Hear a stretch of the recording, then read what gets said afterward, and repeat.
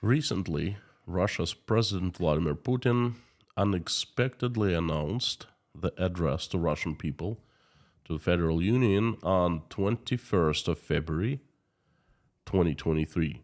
The unexpected address that Russian people have been expecting for about past 6 months. At least 6 months. Well, Putin didn't announce it himself, of course, he never does things like that.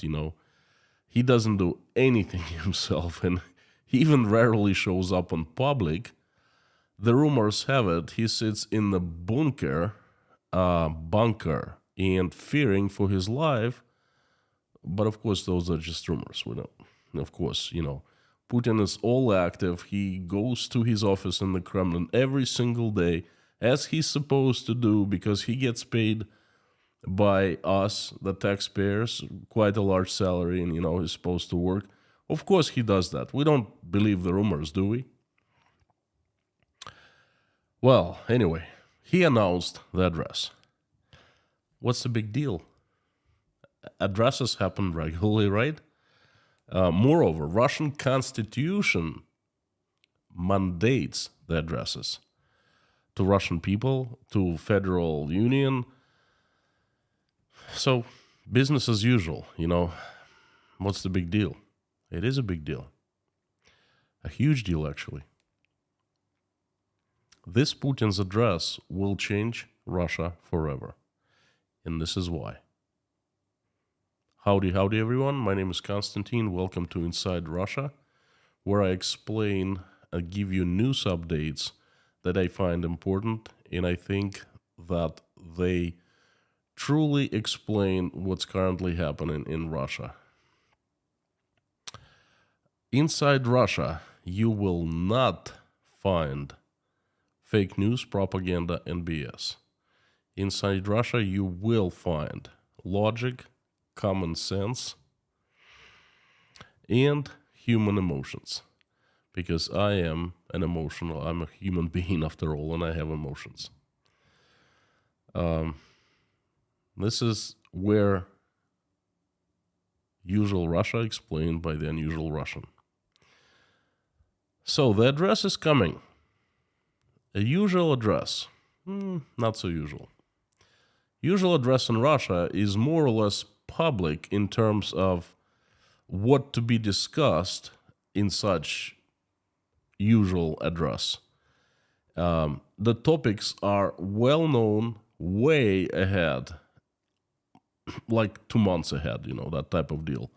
The Kremlin usually makes requests to province governors to provide different kinds of information, economic information, statistics, and so forth. And the message of such address is formed based on that information. So all more or less know what the message of such address would be and what the topics to be discussed would be. This time, the address is totally confidential. Big secret. No one, and I mean no one, like the governors, the government officials, the highest officials, even Putin assistants don't know. No one knows. 2 days before of this address, and no one still knows. But everyone is guessing absolutely wildly. And you know what? I invite you to guess with me. Let's deviate from my usual method and involve magic. Huh? How about that? Let's use magic words so we see what the 2 days in the future holds us. Ready? The magic words?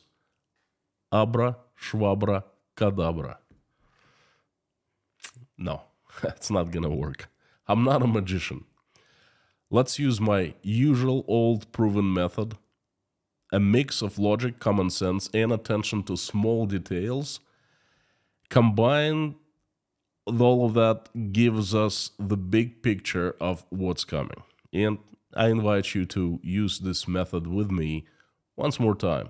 It rarely fails me. This time, there's actually a plenty of small but important details, and oh my gosh, Lando plenty. Here are some of them, not all, but the biggest and the most important ones. I have counted 7. Number 1, unprecedented secrecy of this ordeal. A very similar situation happened 1 year ago to this date. A complete secrecy days before Russia started killing Ukrainians. No one in Russia would believe that Russia would start doing something like that. Moreover, all Russian officials, including the Minister of Foreign Affairs, his spokesperson, the President of Russia himself, they were denying. Long time before that was coming. They denied time and time and time again. So literally, no one expected, except for very few people in a close circle of Putin's cronies. So, number 1 is complete secrecy. And same thing as 2022 in February, and it's not looking good.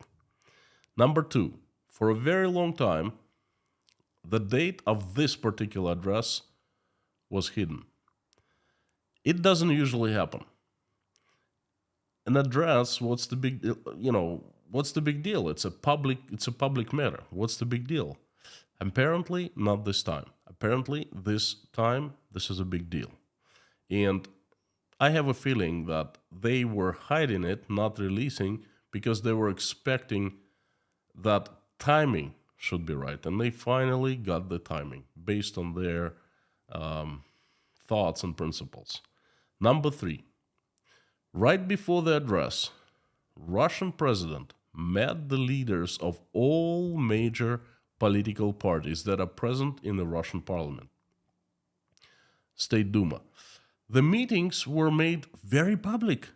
On the contrary to the secrecy of this address topic and message, the meetings were very public. And it usually doesn't happen. It's quite contrary. The meetings with political party leaders, with big figures, are usually behind the closed doors. Not this time. Those meetings were public and shown all over Russia, all over media channels, all over media, to project to Russian people that there's unity and perfect harmony in Russia, in Russian political landscape, that all political parties and their leaders are united behind Russian president, no matter what he does. This is a perfect and very primitive propaganda move, and whoever falls for it is absolutely stupid. Number 4, there will be a huge meeting/concert the very next day after this address. That just doesn't happen often. It never happens, actually. Why do you do a concert after Putin's speech? Well, it's very obvious, isn't it? In order to show a picture, even a fake picture, of people uniting behind the president, regular people, because who else attends large concerts? Hundreds, tens of thousands of regular people, regular folks, and they will be interviewed, and they will be, we can be sure that they will be shown as a regular folks, doctors, school teachers, janitors, everyone in that concert will be uniting behind the president to offset the horrendousness of president's decision and to rally people all over Russia. Whoever doesn't understand this very simple truth is stupid. Number 5, Russia's puppet, President of Belarus Lukashenko, quickly visited the Kremlin right before the address. Why? Why do you think so? Well, I'll tell you. Just a friendly, quick visit to the Kremlin to drink tea together with President Putin. They must have had English breakfast.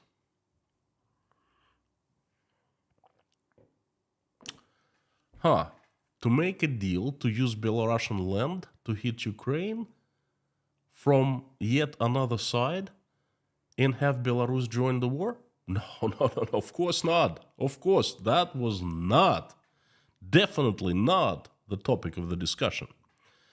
No, just friendly tea party. Number 6, Russian parliament, both upper and lower chambers, have been called for an emergency meeting the following day, February 24th, the day after the Putin speech. Basically, together, combined, both chambers can legitimize anything. Anything. They can create any laws, they can approve any decision by Russian president, anything.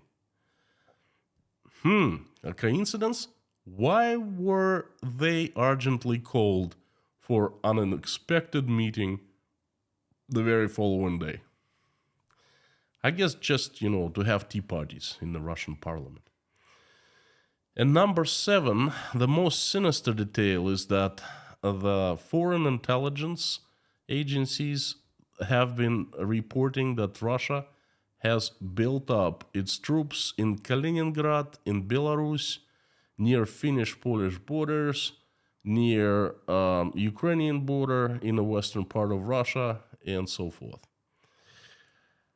So, there are 7 details that have caught my eye, and I think that are very important, and they explain what kind of message Russian President Vladimir Putin will be sending to Russian people and perhaps the world on February 21st, just 2 days from now. So, a decision will be announced.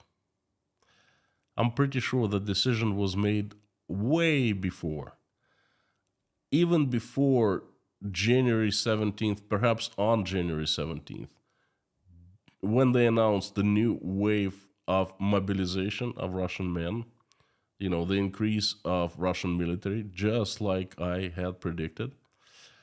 What will this decision be? No one knows except for few chosen ones.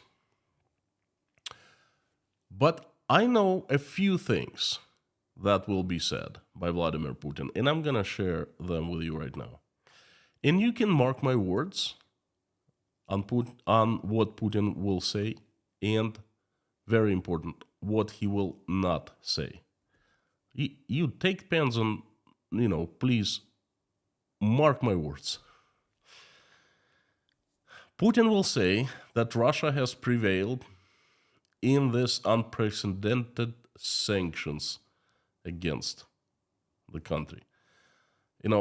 He will say that economy has not been crushed, that the economy is doing well, and even the enemy agencies, such as International Monetary Fund, predicting not only further decline of Russian economy, but an increase.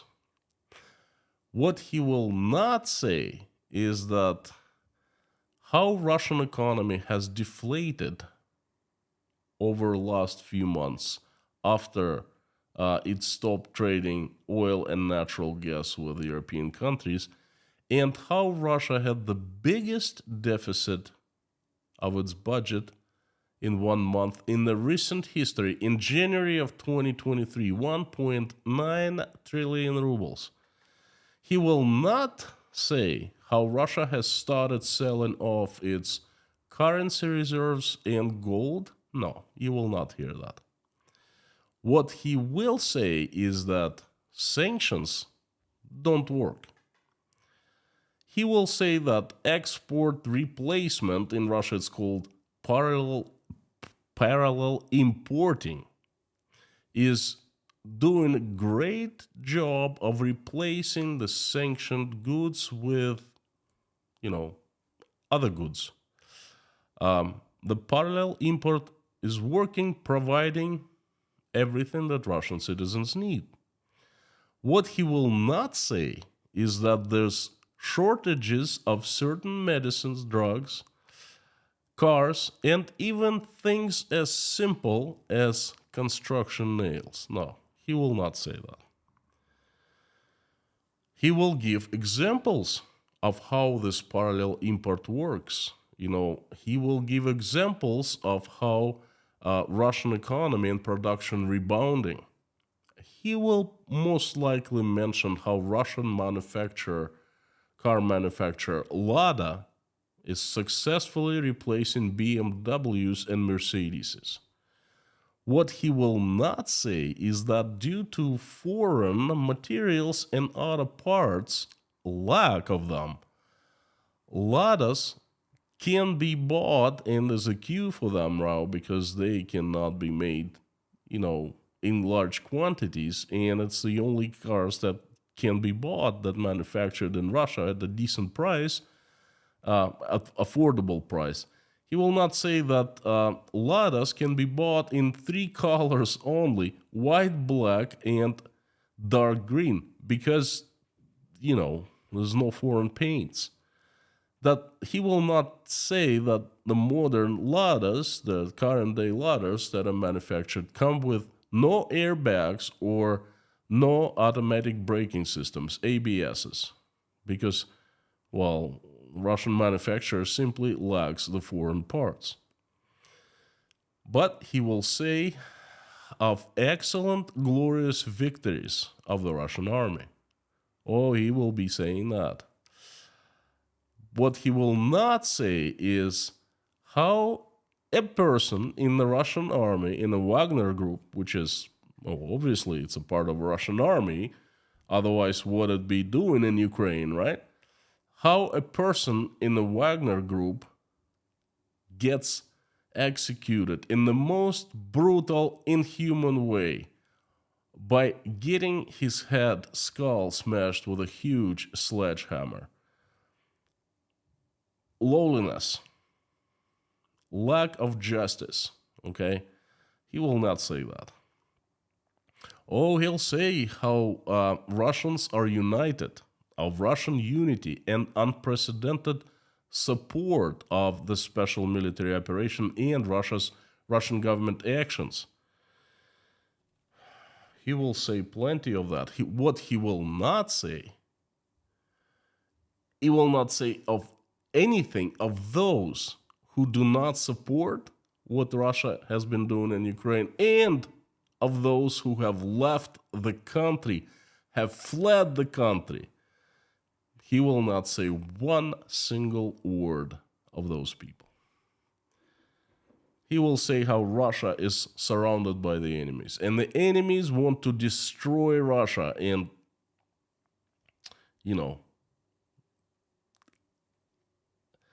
destroy its sovereignty. The most holiest thing that Russia has, its sovereignty, okay? He will say that. He will not say how Russia has been bombing Ukrainian civilian infrastructure, forcing Ukrainians into a humanitarian catastrophe over this winter. He will not say one single word of that.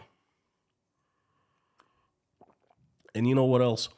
He will say many other things like that, and he will not say even more things, very important things that, in theory, they need to be said. He will give us his vision of Russia's future, that is for sure. And that vision will be twisted. You, please, take pens right now and mark my words. In 2 short days, we will be able to compare. You will be able to compare what I just said to what he really will say.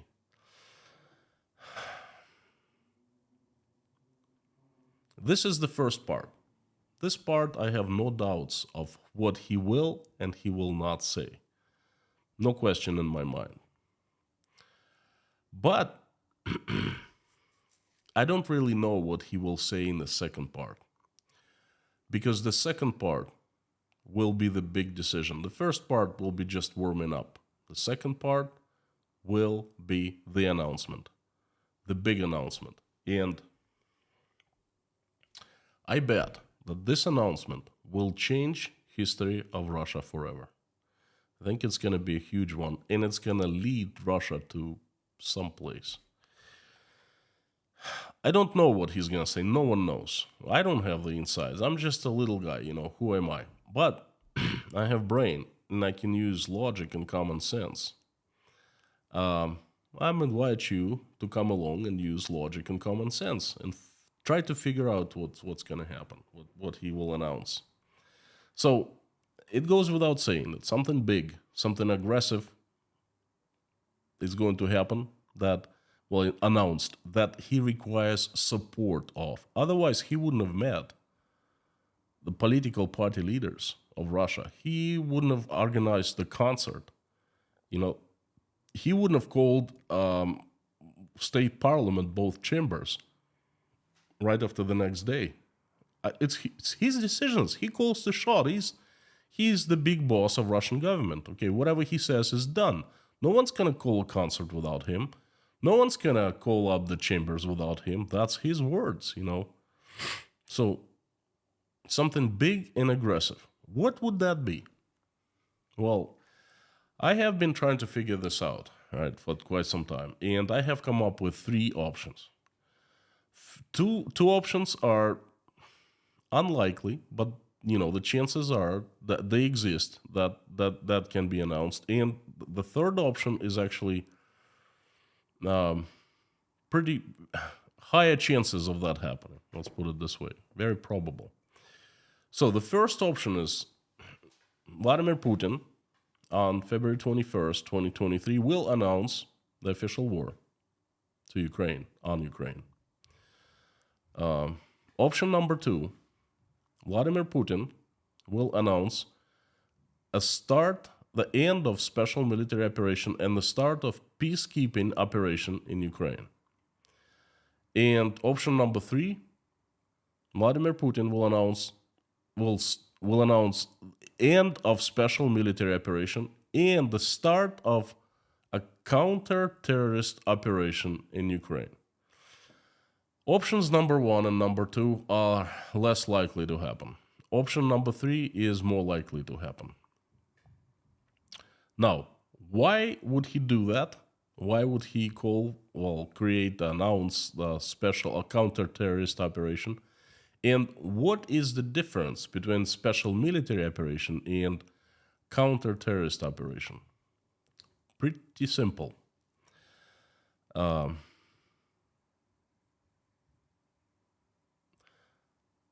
Special military operation is actions of Russia in a nearby country, in Ukraine, that involve actions like, attacks, strikes, maneuverings, and so forth. They involve military, and military only. Moreover, they involve professional military, no conscripts, no drafted soldiers, okay? Special military operation has one goal, and that goal is finite, and it's conducted within a certain time. It cannot last forever. It cannot last forever. For example, when the special military operation was announced, the goals were defined as, number 1, to denazify Ukraine, and number 2, to demilitarize Ukraine. Okay? Now, what is a counter-terrorist operation? That is not actually an operation, but that is the change of legal status of the territory where this counter-terrorist operation announced. I kid you not. You see, this is the key difference.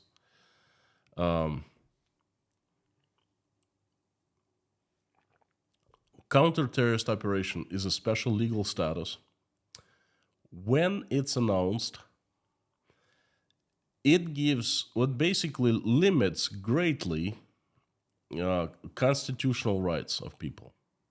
It gives extra rights to members of the government, of power blocks such as KGB, police, and so forth. Well, first of all, it's not just the military, but all government agencies can be involved into the counter-terrorist operation, including military. So, special military operation, just army, and counter-terrorist operation is everyone else joins the group. Conscripts, it doesn't matter. Just KGB agents, tax people, anyone who is needed, who is required. Okay, and it gives rights, close to unlimited rights, to break into people's houses, to stop cars and check without any reason, to seize property, to seize cars, to seize different transportation from companies. It just gives too much of a control to the government branches, power branches. And such a counter-terrorist operation can last for a very long time, basically unlimited time, and the goals are not defined. That is a huge difference. The goal of counter-terrorist operation is to protect Russian citizens from malicious actions of potential terrorists. The last counter-terrorist operation was announced in Chechnya in 1999, and it lasted for 10 years. It was ended in 2009. In my opinion, the counter-terrorist operation is what Putin is going to announce in 2 days. I can be wrong, of course, because I'm just making guesses, but my guesses are based on the information that I have gathered. Quite a few small details, and they give me the big picture. I guess in 2 short days, we will find out whether I was wrong or I was right. What will Putin's decision mean in reality? This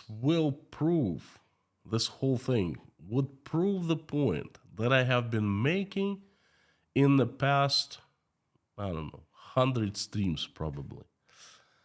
It will prove the point that Putin is in Zugzwang.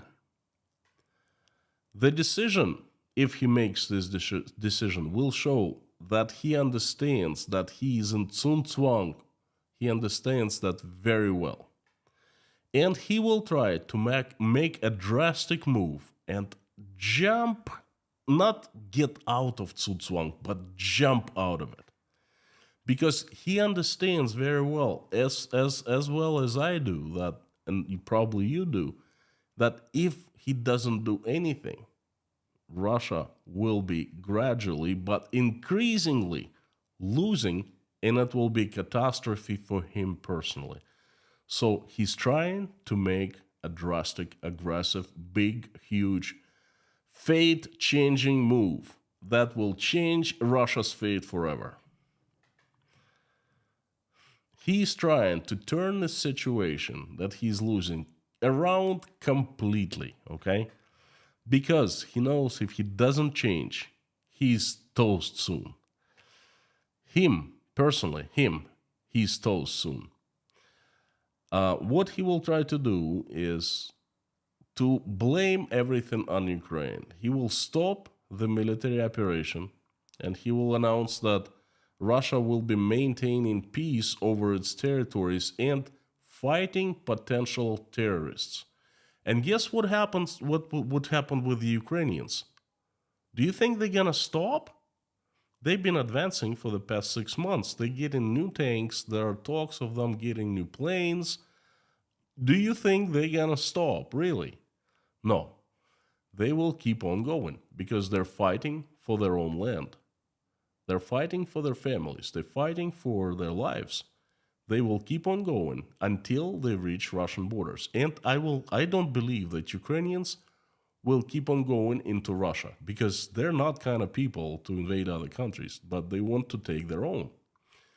And of course, they will roll over the territories that Russia is calling the newly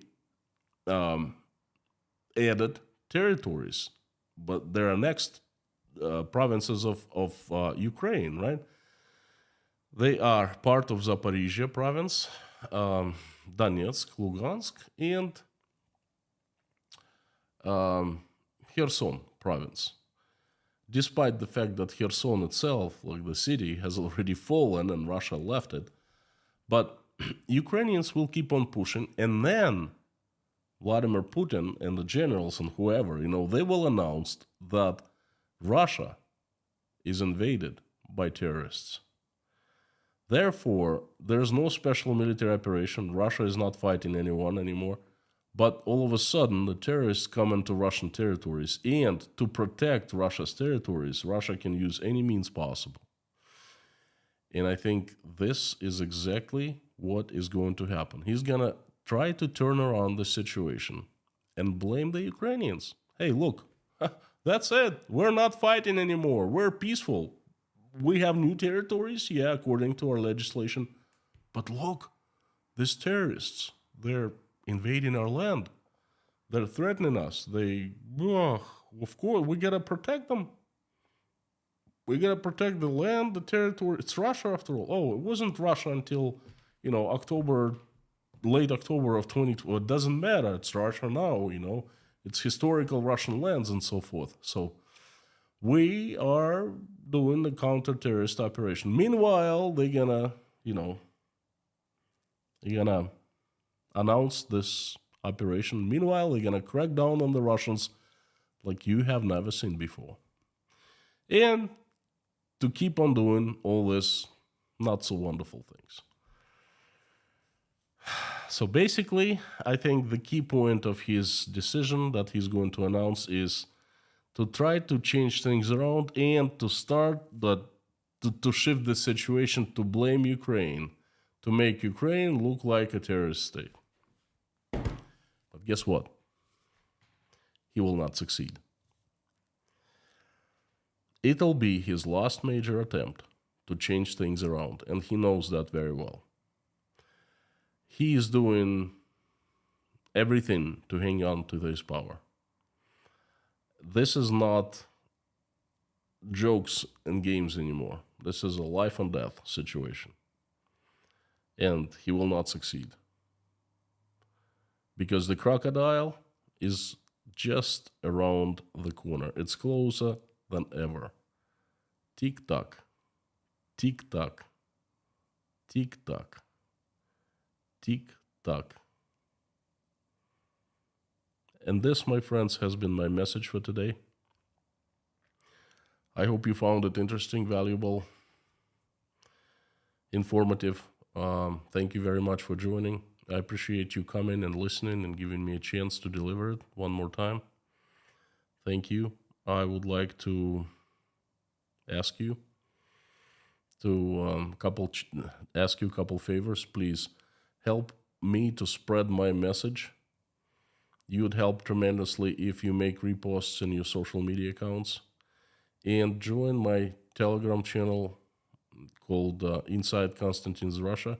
The link will be in the description below the stream once it ends. So please join to stay in touch with me and see the announcements that I make for the streams and some behind the scenes information.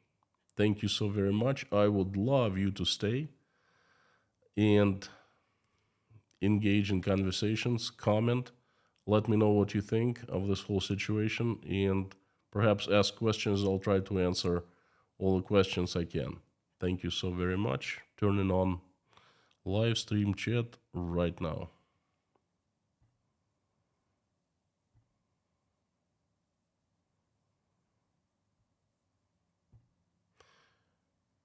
It's on. If you're not seeing it, please refresh your page like I'm doing right now, and you will have it.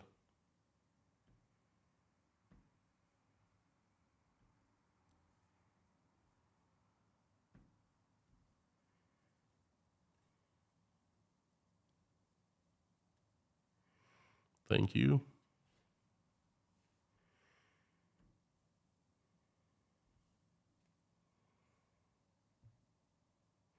What I'm doing right now is opening it in a separate window, so it's much easier for me to read. And if you want me to notice your message easier, please put it in caps and put inside Russia after @ so it jumps right into my eyes in a large orange box, just like Brianna B just did in Harry Potter. Howdy friends, howdy mods, thank you for coming back. Lorna, Mommy, Harry, Black Cat, Bob S, Amir. I think Amir is traveling today, so thank you for coming again and watching my back, and thank you everyone, the usual suspects and the new faces, thank you. Oh, let's jump right into it.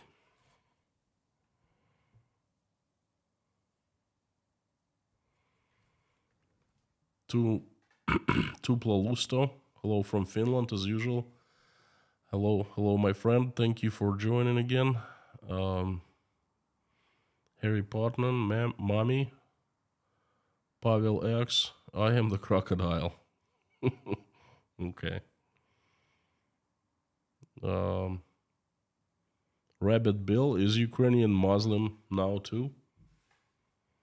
There are Muslims in Ukrainian, there are Jews, there are Eastern Orthodox, and there are Catholics, you know. Lorna says, best message ever. Thank you, Lorna. Thank you so much. See what happens when I take one day off. You know, it gives me extra energy and extra, you know, not motivation. Extra powers, I guess. Thank you.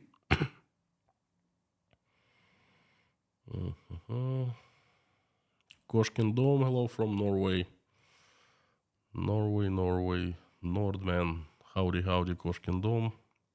Germany in the house. Multi-Ducky, and we have Martin. Podcast UFO live shows. Hi, Constantine. Howdy. And Larson. Brianna B, howdy. JR, first question. How many private armies will be operating in Russia? Prigozhin, Kadyrov, Gazprom. Please forgive me.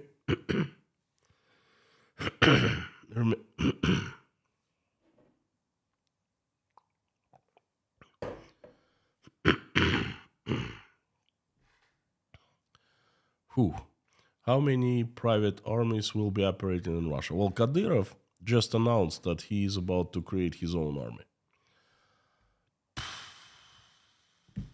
I mean,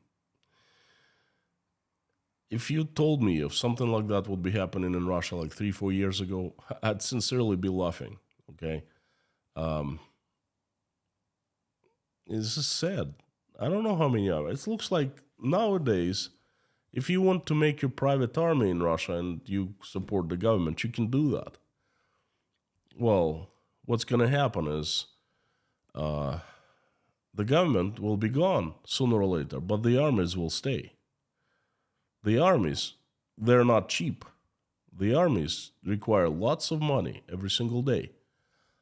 People need to get paid and people need to get armed. And how do you get that? Where do you get the money? Well, somewhere. So it's a huge tragedy for Russia. They have taken the country into such an abyss. It's actually unreal.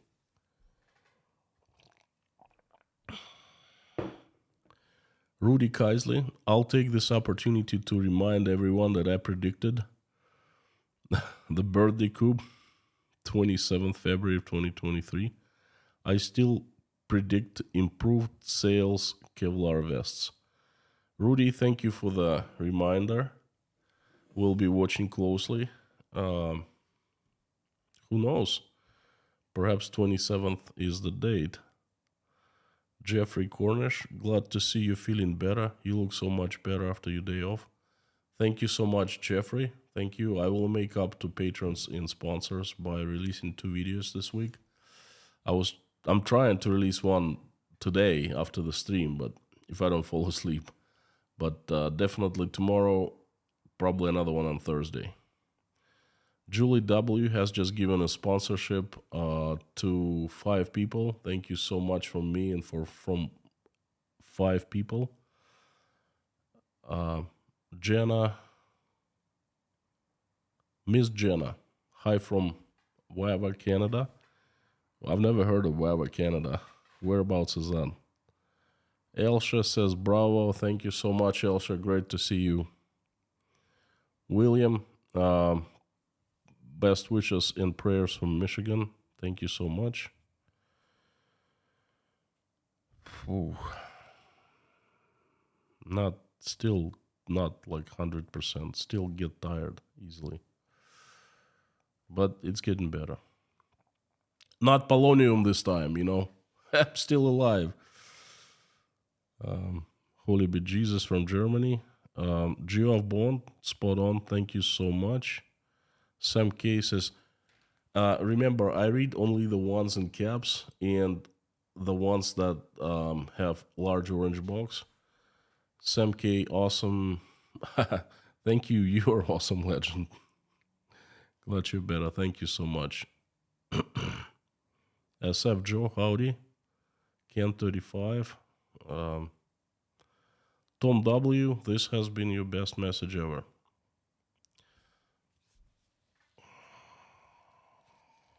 Tom and everyone, when I receive a message like this, I kind of forget that I get sick. I forget that I don't get much sleep at nights. And it's really bad. I started taking melatonin, and it's not really helping me. But I forget about that because this is the core essence what I do.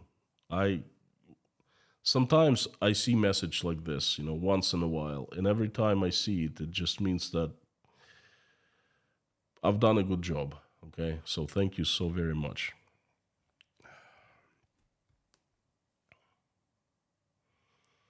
Mark Bramlett from Jacksonville, Florida. Howdy. Sumiland.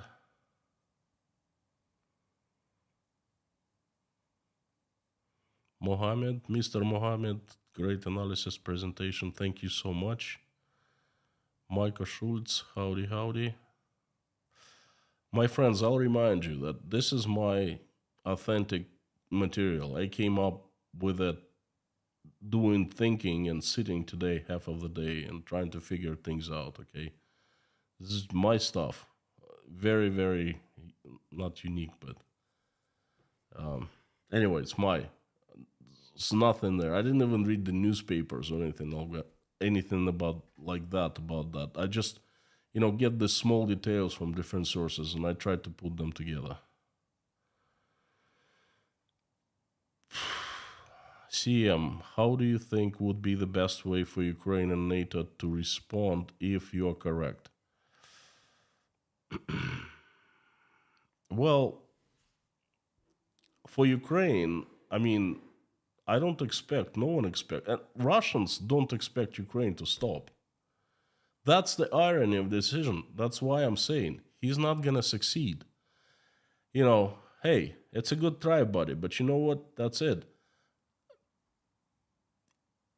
The Ukrainians will keep on doing what they've been doing. They've been pushing. Now they're getting more supplies. Now they're getting tanks, Leopards, Abramses and stuff like that. Guess what they're going to do?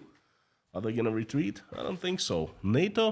I think NATO should just stand where it is and, look at the situation and monitor situation, because this isn't between NATO and Russia. It's between Ukraine and Russia. Russia attacked Ukraine. Therefore, Ukraine is protecting itself. And it's getting support from all the world. This is perfectly fine, Not only perfectly fine, but it's like, if a big country hits a small country, obviously a small and weaker country needs to get support from the neighbors, from the community.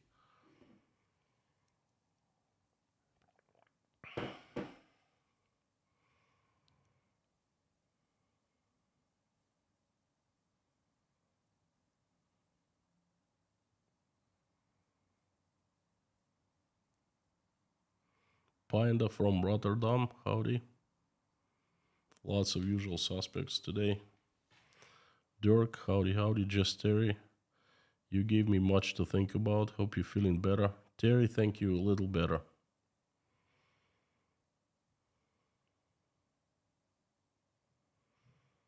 Micah Schultz, thank you. Maryland family, thank you so much. Great to see you. We have a new sponsor, the Your Box. Welcome to Inside Russia. Thank you. And Julie W., I think I already addressed that. Thank you again, Julie. Thank you so much. Ferrari guy, Perun's latest video pretty much agrees with you. I did not watch it. I barely watch anyone. I don't have time. My stuff just consumes all my time. Great Southern Land. Is the Russian Constitution written in pencil so it can easily be changed? I didn't say that. You just did.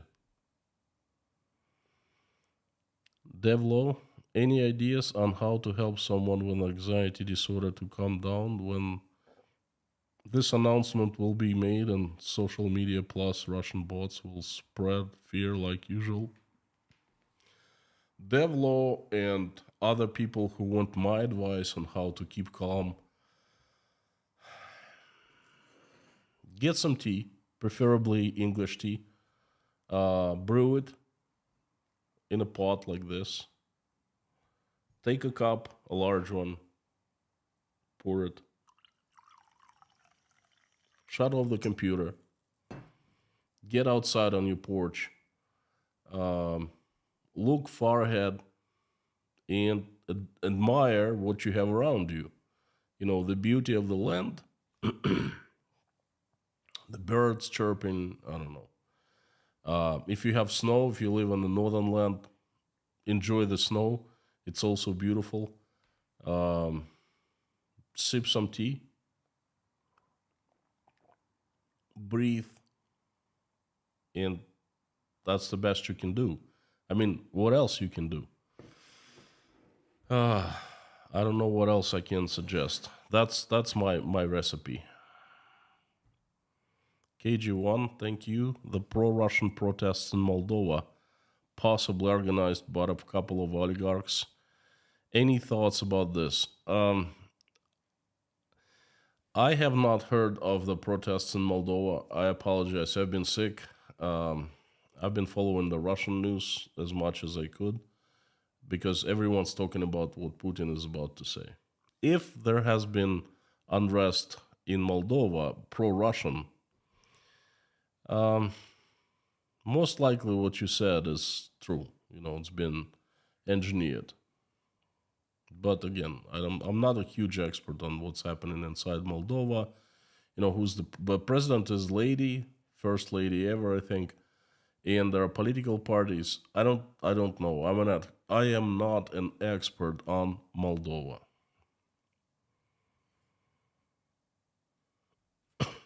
Milton Ollie, as always, great delivery. Thank you so very much. I tried my best.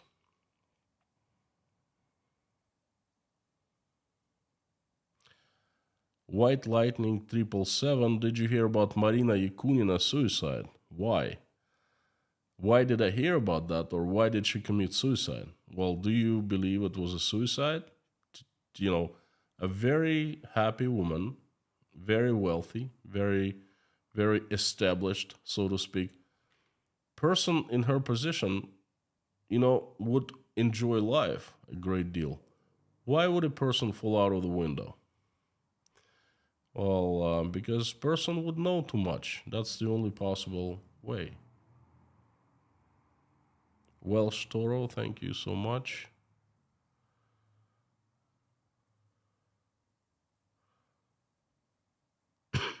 Jodes Rames been busy chasing all these live streams. Imagine how busy I was making all these live streams, you know. Good evening, David Porter.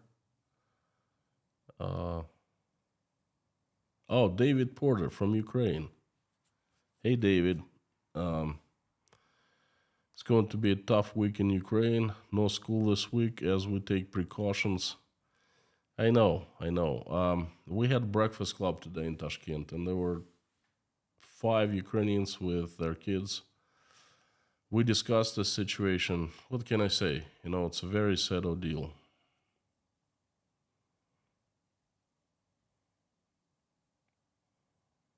Chirper G, thank you so much. Agree with your thoughts. Bawamba from Sweden, howdy, howdy. Jeff Heiner, does this have anything to be with Putin's re-election? No. Oh, no one is talking about Putin's re-election. Oh, come on. They announced that they started working on the election in the next year, but it's a standard procedure.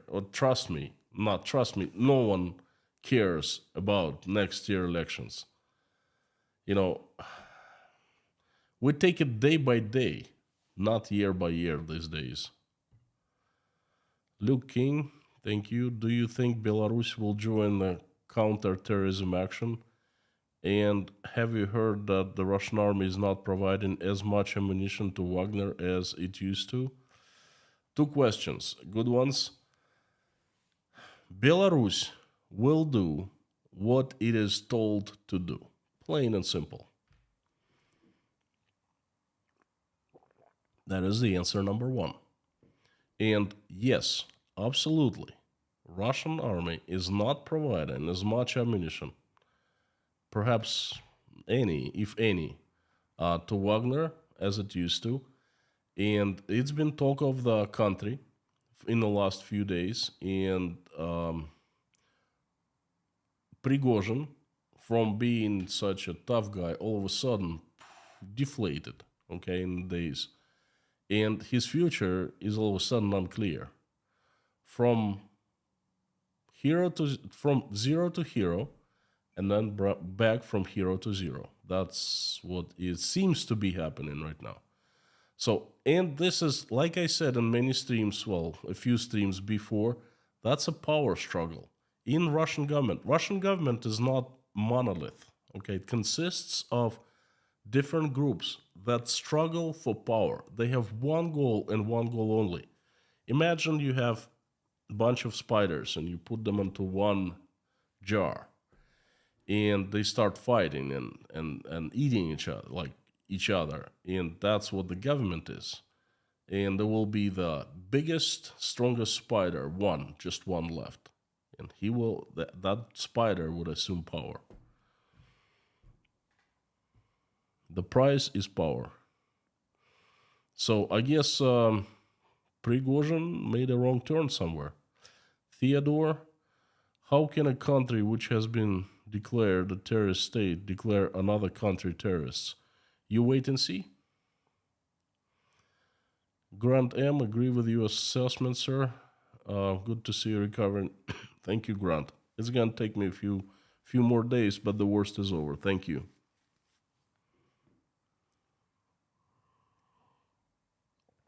A few super chats. Thank you so much for your support. Damian De Silva, if you please, I will leave your question for the last. Brianna B, thank you so much. Great to see you as usual.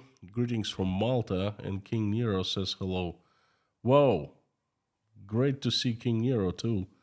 And sending my love from Uzbekistan to Malta. I will write to you a wonderful thing we're doing to help Nero's sister-in-law leave Russia for good. All right, please do. Please let me know if I can help in any way. Your prayers for Nero have meant a lot to me, Constantine. Thank you. Brianna, thank you so much. Thank you for the support and thanks for the message. Again, if you need any help, let me know. Scott Tremblay, thank you so much. Get some rest.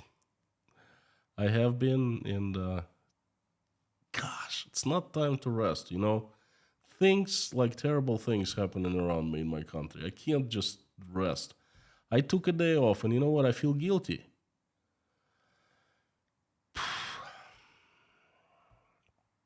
Damian De Silva, thank you.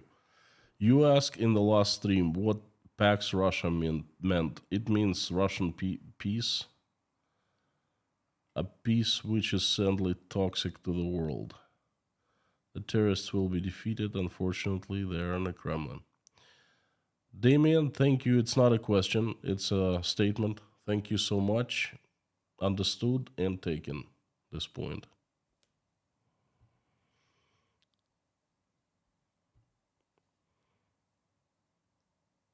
Press burger couch potato. I very like your analytical outcomes related to what's going on in Russia. I always consider your pieces of my own puzzle. Thanks from Slovakia. Thank you. Every time I hear someone saying, or let alone sending a super chat from Slovakia, one of the Eastern European countries, former Eastern European countries, that warms my heart. Thank you so much. I like the name too. Jared McFadden, thank you so much for your support. Well, I'm doing better. I'm not dead. I didn't die this time.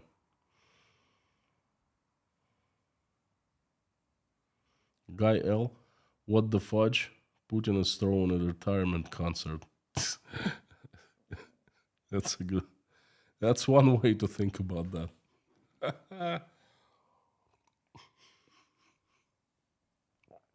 Farewell party. Rabbit Bill, thank you so much for your support. These days, every single dollar counts. Janice Burgess, howdy, howdy. Shogun Crypto from Holland, howdy. Steve Hayes. Brother Randall, thank you so much. Awesome message, thank you. I appreciate it. The wizard, don't quite understand the message, but I get the idea. Thank you so much.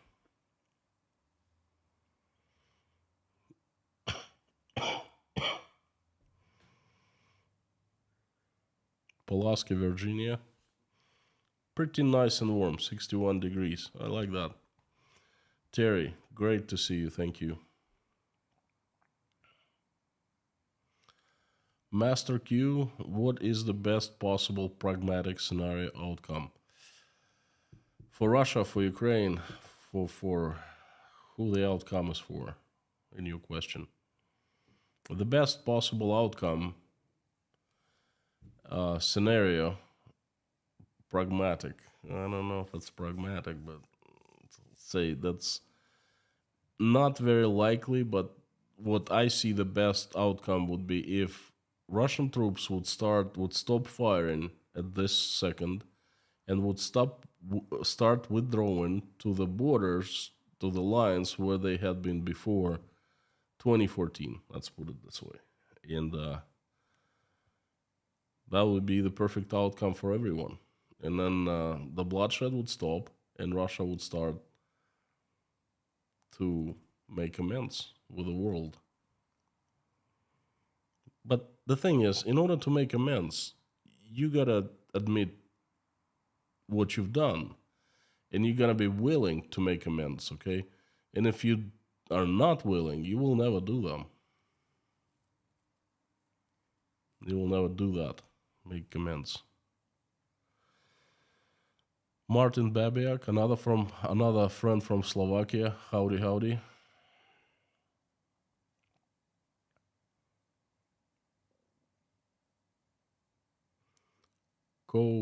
Warren, it wrecks comment structure. Not sure what you said. Sumiland, you need to cough. We'll wait. Thank you. I will try to turn down the volume next time I cough.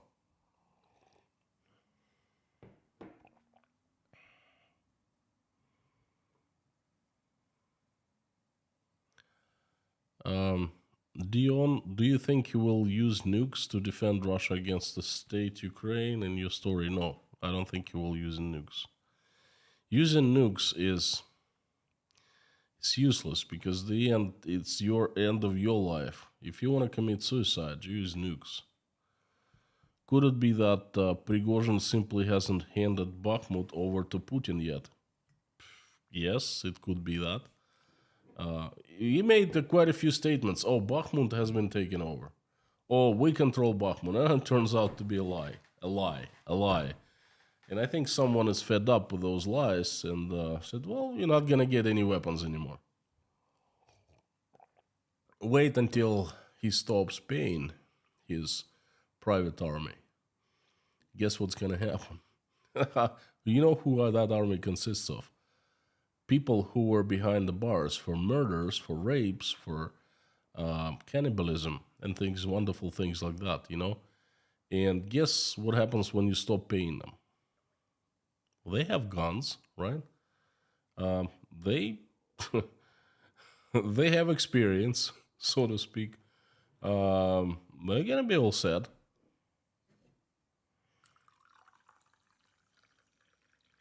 But guess who they're gonna get first? Yeah, the big boss. Who stopped paying them.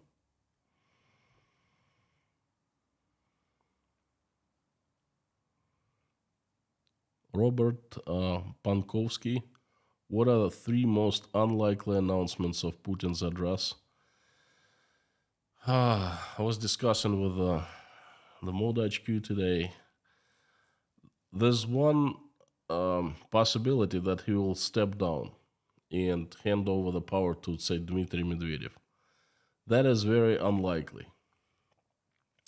Another thing is that I think is unlikely that, well, it's actually possible. Okay, possible. It's just not very probable, but possible. He will announce all-out war on Ukraine. But then it will show that the Russian government failed special military operation because they have been telling us, oh, it's going to be quick and easy. It's not going to cost Russia anything. In and out, you know, just 1 year, no big deal. 3 days at first, they were saying. It's going to take us 3 days to take Kiev. Oh, Ukraine will fall like a card house. Yeah. 365 days, how about that? And counting. And the third most unlikely scenario, and he's going to say, well, I made a mistake. We're going back to Russia, and that's it. So I tried to answer your question, Robert.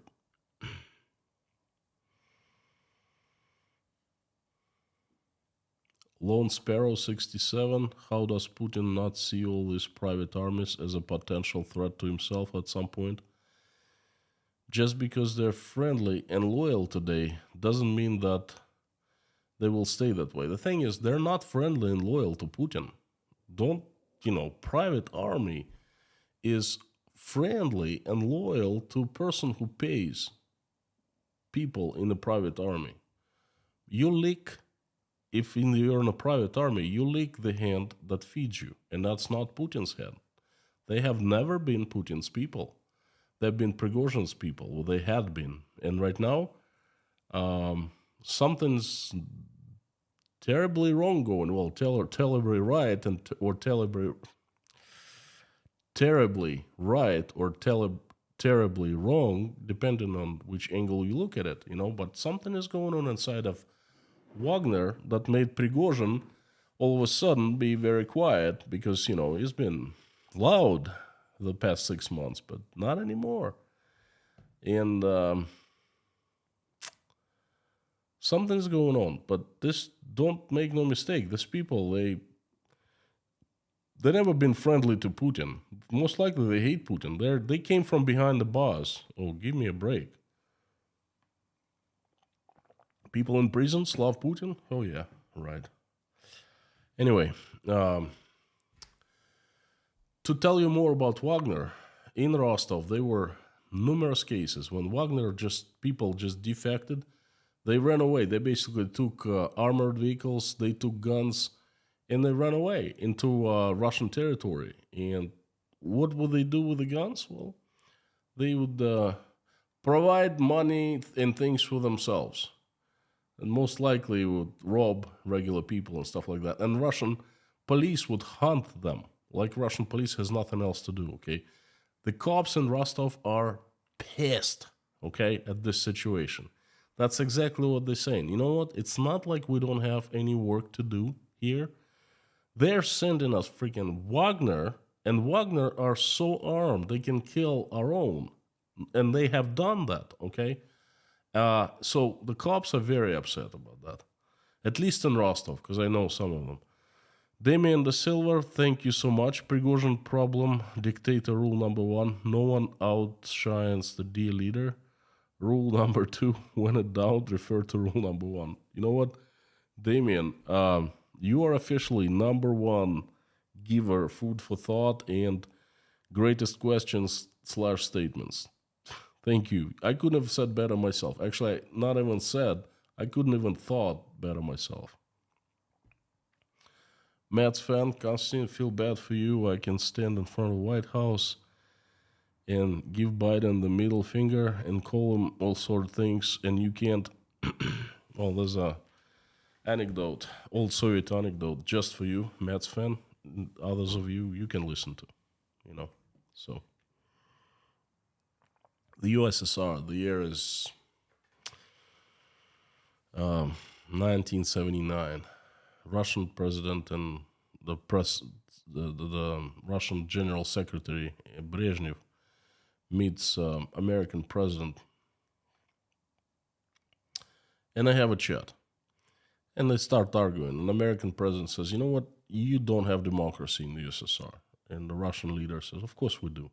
But, well, you don't. Let me give you an example. Any American, just like Matt's fan, can come to the White House and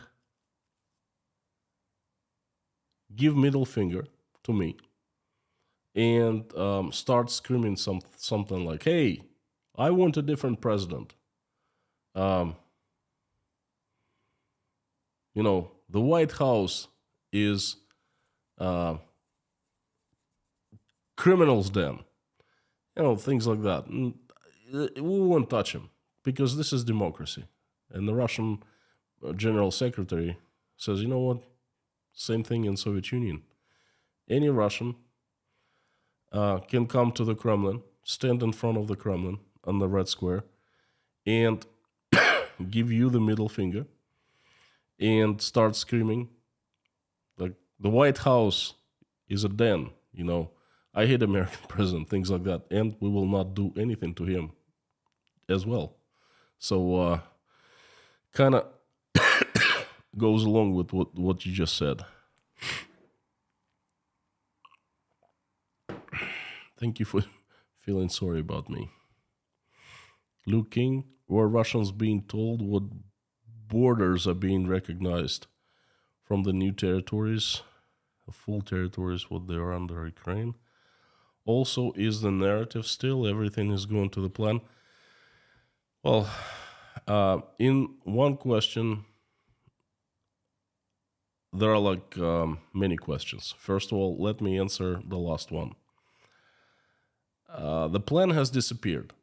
All of a sudden, we don't hear that everything is going according to the plan. The last time I heard was September, I think. September, something like that.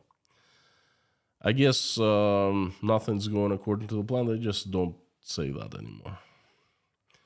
Now, were Russians being told the borders are being recognized from the new territories? That's a very tricky question because, no, Russian law does not say anything about.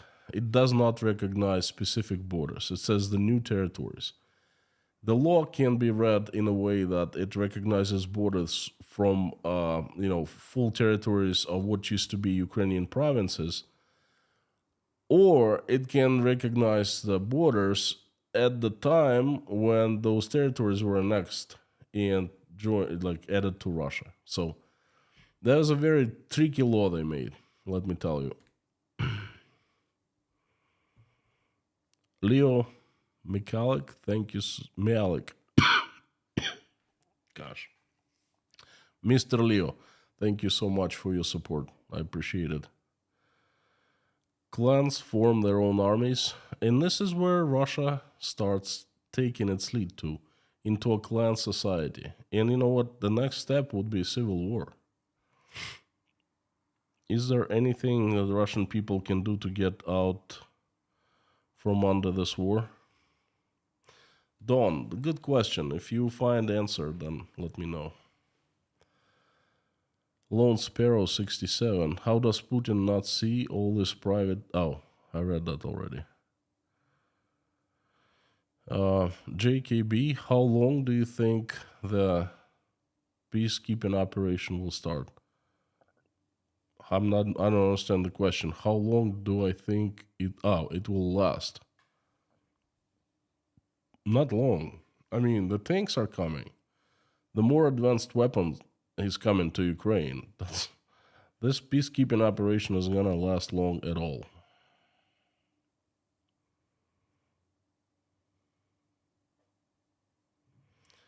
Jodes Rames, that's actually a great question. I saw reports on non-payment to many returning soldiers. A definite morale buster. We're talking about different soldiers. Now, imagine an engineer, a peaceful guy, is his mid-30s, with wife, couple kids, working in a Russian city or town or whatever. And all of a sudden, there's a knock on his door. Oh, you get mobilized. Nothing he can do. He gets up and packs his stuff and he goes to Ukraine. And then he comes back and he doesn't get paid. What will he do? Not much. He will be complaining. He will probably write to Attorney General.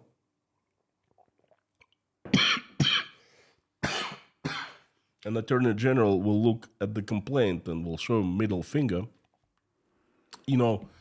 Things like that. But the guy will not do anything.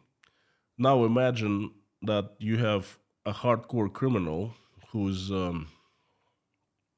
serving time for killing committing multiple murders,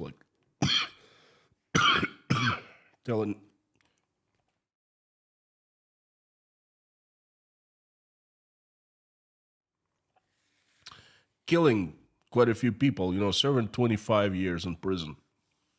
All of a sudden, Prigozhin shows up, and he did recruiting personally. There are videos online about that. And he goes, any one of you wants to go and join Wagner Group? And the guy goes, okay. And he's in Ukraine, he's fighting, and all of a sudden he stops getting paid. So you see the difference between that engineer and the murderer? Or you take a cannibal, you take a rapist, you take an abuser, you take, a criminal.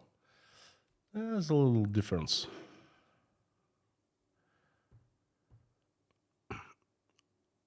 Leitmotif for me, Konstantin, you deserve the Crystal Ball Award. Your predictions have been spot on. Well, let's wait for 2 days. We'll see what happens day after tomorrow. Thank you so much. Tarmo Jarv, ABS and airbags are for little girls born after 91. Well, in Russia they are these days,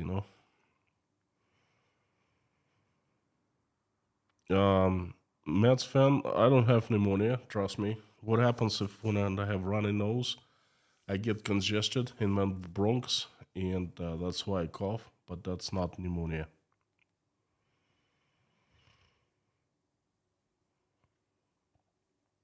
Thank you.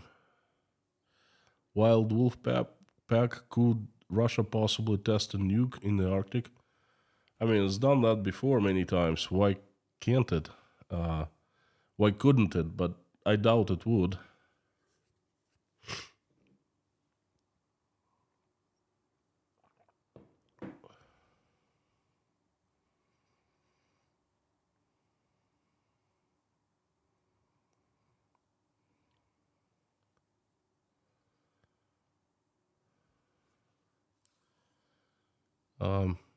Yana took Czechoslovakia many years, student revolution.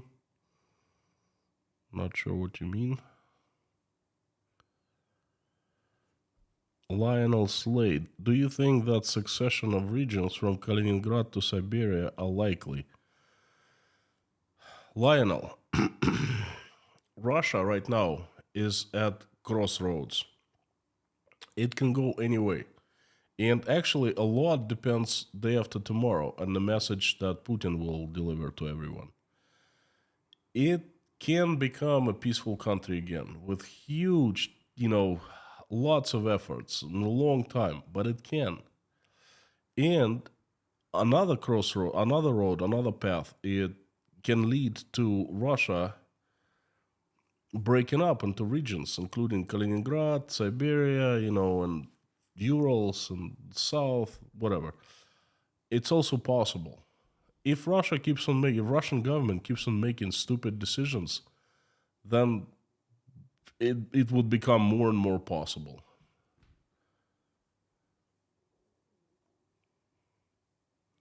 Amir is here. Who stole the plant? Oh, the plan. I don't know. Peskov?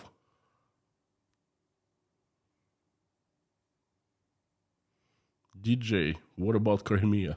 I've been asked that question so many times. What about it? I think I've answered all the questions today.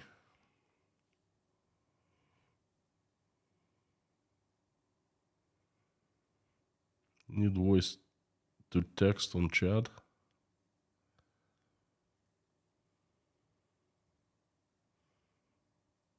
By the way, the mods are making such common sense, in the Nightbot as well. If you like what you're hearing, what you heard today, if you like the message, please hit the like button and subscribe to the channel. That's right.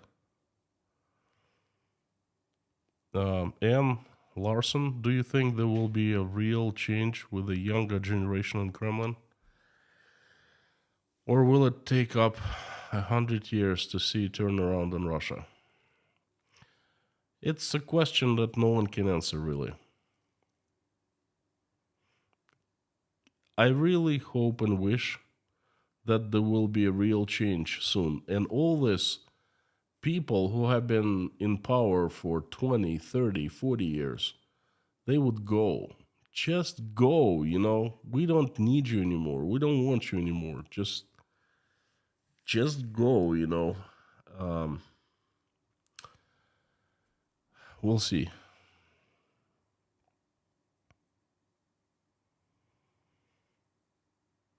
Thank you so much, DJ.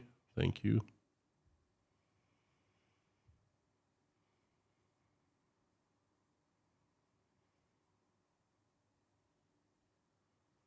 Sam K inside Russia, please say Alexa, play radio at level 7. I don't have Alexa. Are you kidding me? I don't like those things that keep on listening to me all the time. No way.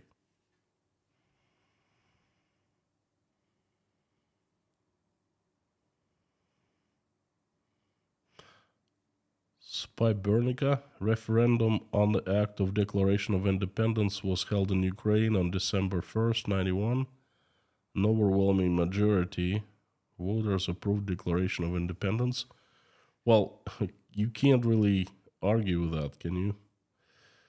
I'm sorry. It seems like I missed quite a few super chats. I was looking at the questions. Teresa McCartney, thank you so much for your support. Maxine, Miss Maxine, Constantine, your body is run down. You have had and still do have much stress, and this can make you ill. The developments in your country must be very hard on you also. Sent in love from UK. Oh, Maxine, you have no idea. No idea. A friend is visiting me right now, and we've been discussing this situation, What can I say? This stress feels entire me every single second. Imagine your country invading brutally and unjustifiably invading your neighbor, and everything starts going to hell in your country. And your government starts cracking down on people, and cracking down, and all of a sudden it gets to a point where you just have to get up and leave everything that you have in 36 hours. And basically, you go to any country just outside of your own country and you start living in exile. And imagine how I feel. This is exactly how I feel, you know. So you have no idea how much stress.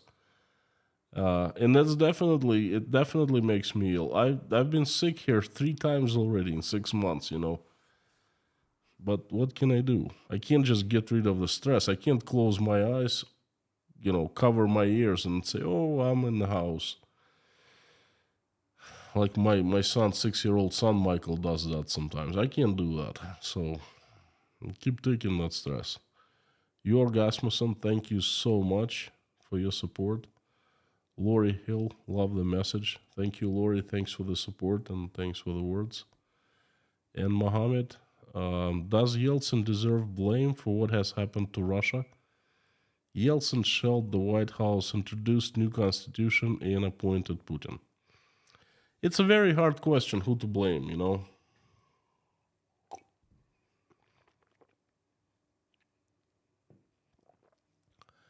Yeltsin did good things for Russia, but he also did bad things. His biggest problem was once he seized the power and became the president, he started drinking. And he basically was such an alcoholic. He was drunk for 10 years of his presidency. He drank Russia away, basically. And he definitely he did shell the White House, and it was basically a coup executed by him. He did appoint Putin, introduced new constitution. Well, I actually had no problem. I personally have no problem with that constitution that was in Russia.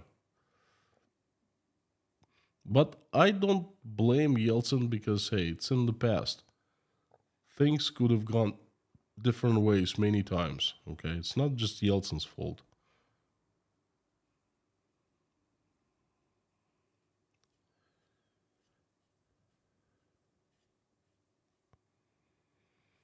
Time's up, says Nightbot, and gotta wrap it up. We'll go and try to sleep.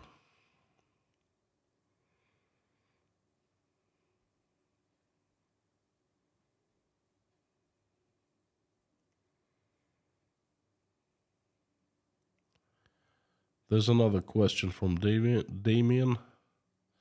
Sailboat at our marina flying Soviet flag was replaced by Russian and now no flag. Unfortunately, it's going to get difficult for Russians abroad. I know. I realized that a long time ago. My son, who lives in Maine, he is born and raised American, but he had Russian flag in his bedroom because he's half Russian. The only exposure to Russian culture he's had through me, but guess what? And he was pretty proud of being part Russian, but he's not so proud anymore. He's taken down that flag, and he doesn't remind anyone in school that he's Russian anymore. I was abused in Kazakhstan. I went to Kazakhstan recently just for a few minutes. I needed to get out of Uzbekistan and come back for the stamp on my passport. I went with my wife and a kid, and we literally walked over the border. And as soon as we stepped on Kazakhstan land, 50 steps to make to turn around and go back to Uzbekistan because there's like a barbed wire going and then it ends. You go around it and you come back. As soon as we stepped on Kazakhstan land, this fellow showed up and he said, "What are you doing here?" And I said, I said, "Go back to Russia where you belong. Go back to Moscow. We don't need your kind here." I'm like, I was shocked. I was like, "What?" He goes, "You heard me.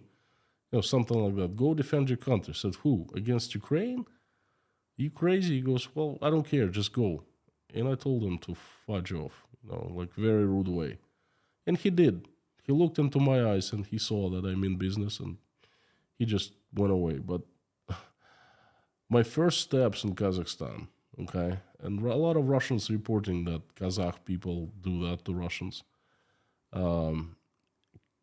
Now, Kazakh and Kazakhstan, we speak the same language. He addressed me in Russian. We have similar culture. We come from the USSR. And yet, they do that to Russians. Imagine what other people do. So, Damien, you're absolutely right. And that's not fun.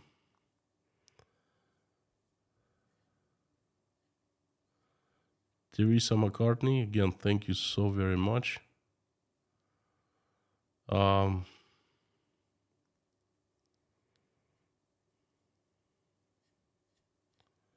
Hope I haven't missed anyone's super chat.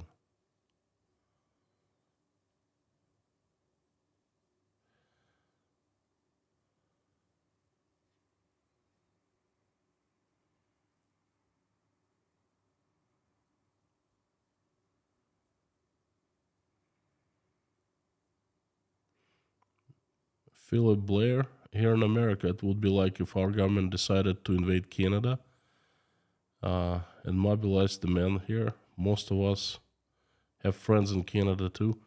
Philip, spot on. This is exactly what's happening. Thank God I'm not a crazy one. Thank God I have kept my common sense and ability to think critically. Thank God I, show up this morning and I see the Ukrainians. It's actually, they make me happy. And we hug and we talk, and just thank God for that. Christopher Jones, thank you so much.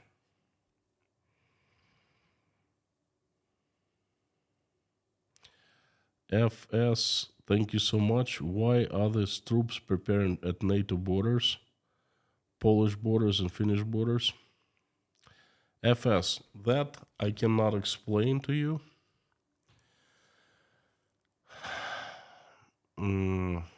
They, very little chance they will attack Poland. They will attack Finland.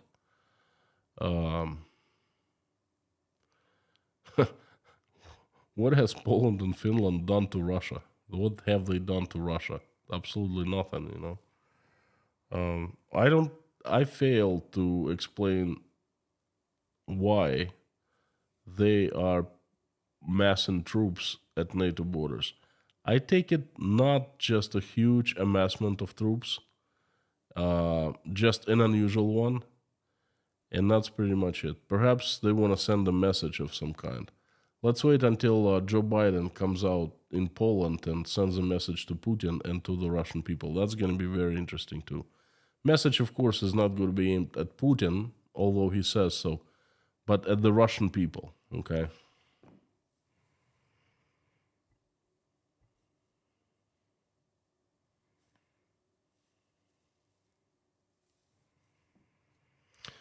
Okay, my friends, thank you so much for coming. I'm going to wrap it up. Thank you again for giving me a chance to spread my message, to deliver my message, and please help me out a little bit. Like this live stream, make reposts in your social media, and I don't know, spread a good word about me. And now I'm inviting you to pray along.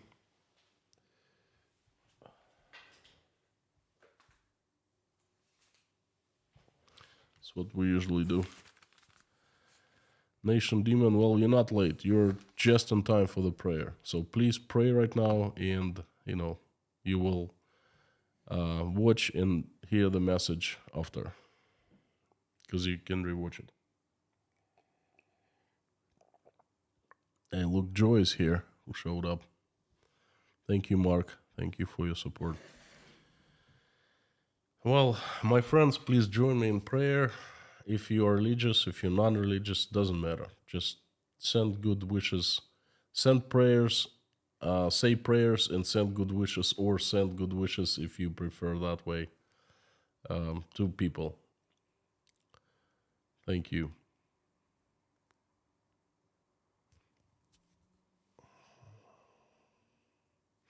Dear God, thank you so much for giving us this week, giving us the weekend. Thank you for putting food on our tables, giving roofs over our heads. Thank you for surrounding us with people who we love and who love us. Please help our children, keep them safe and healthy, because there is no other more important thing in our lives than our children's well being. Please give us wisdom to raise our children in a way that when they become adults and grow up, they will make this place a better world. They will never fight in wars. Please help stop the bloodshed in Ukraine.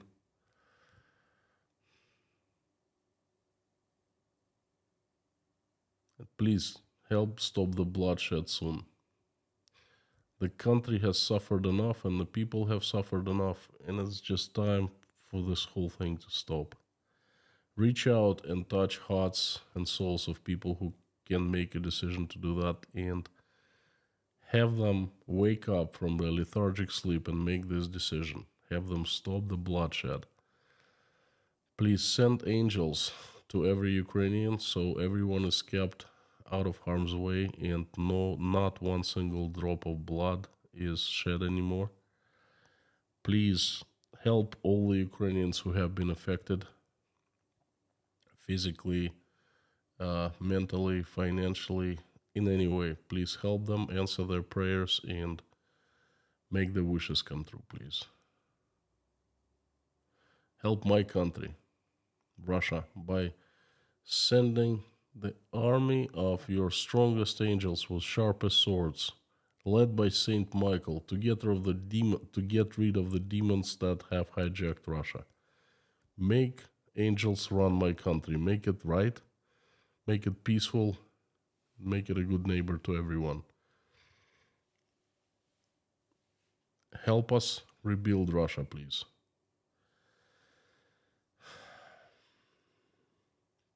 Please help those who are traveling. Send them safe travels. Help those who are seeking for refuge, running for their lives, for their freedoms. Please help them. Send good people and help their way. Help those who are helping Ukrainians. God bless them. Please help the hungry, the homeless, the jobless, the ones who are struggling with their faith, and the sick ones. Send them your love and answer everyone's desires, wishes, prayers. Please give us a peaceful sky to all of us, because that's, along with our children, it's the most important thing that we have in our lives, and we sometimes always take it for granted until we actually lose peaceful skies. And then we realize how important peaceful skies are for all of us. So please keep peaceful skies above our heads. Help all Ukrainians who are suffering without electricity, without water, without heat. Please send your help their way. You are the only one who understands how to help particular people, and you do it better than anyone else. So please help everyone. I would like to ask for women who are trying to make a decision whether to keep their babies or not. Please reach out and talk to them so they make the right choice. Thank you for this community. Thank you for allowing us to come together to be in this community and to pray. Please help everyone who's praying along with me right now or just watching us pray. I would like to ask you to make everyone's prayer heard and answered, and make everyone's wish come true. I am asking for the people who need your help. Please help and show everyone your miracle. They are Wayne, Shirley, Debbie, Jen Allen, Finola, Lars Henrik's mother, Highwayman, Amanda Ridenour, Essie from the Scottish Isles, Outlander and family, Choriz and family, David Porter, his wife and daughter, and all people in Chernovtsi, Ukraine, Lars, Susan Marshall, Beulah, Boss Simon, Elvin, please send strength, and Elvin's sister. May Elvin's mother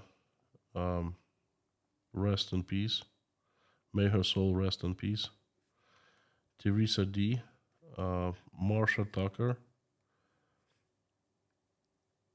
Garcia Castellanos, Terry Carter, Joe McMahon, Meta Spencer, Diana and family, Breast Friends, Pamela J., Albina Fell, Life, Karine Vasseur, Michael Yukon, Yelena, Natasha, Jake, Michael, Oля, Dasha, Sky, Bonnie, Galina, Igor, Karen from Maine, Janine, Michael Milkowitz, Marlene, Paul Binns, Richard, Mallory M., Dirk Misler, James Rhodes, Terry, Brittany S., Lars, Hannah, her children, Richard Burris, Angelic at Life, and Scan family's grandson, Grace, Barb, Randolph, Nelly, Arkady, and Yuri, and everyone in Mykolaiv, Ukraine,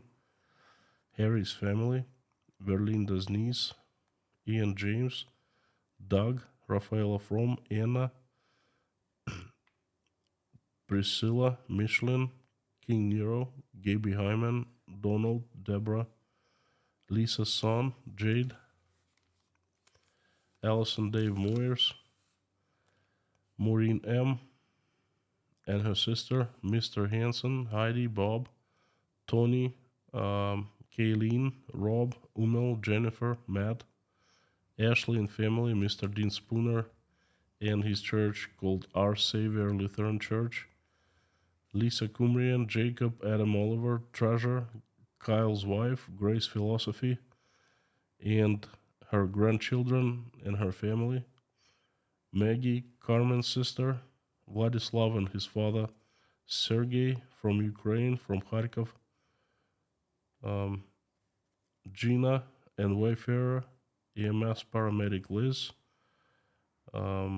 Lori's Miles' husband, Sherry, Layla, and Philip's mother. I also would like to ask for a few special children in a special way. They are Cadence, Maverick, Sebastian Coulter, Theo Muddy, Ansley, and Karine Vasseur's 2-year-old niece. Send recovery to them, send help to their families and strength to their families, please. And also please help all children who have been affected in Ukraine and in Russia. Thank you so very much, dear Lord Jesus Christ. Amen.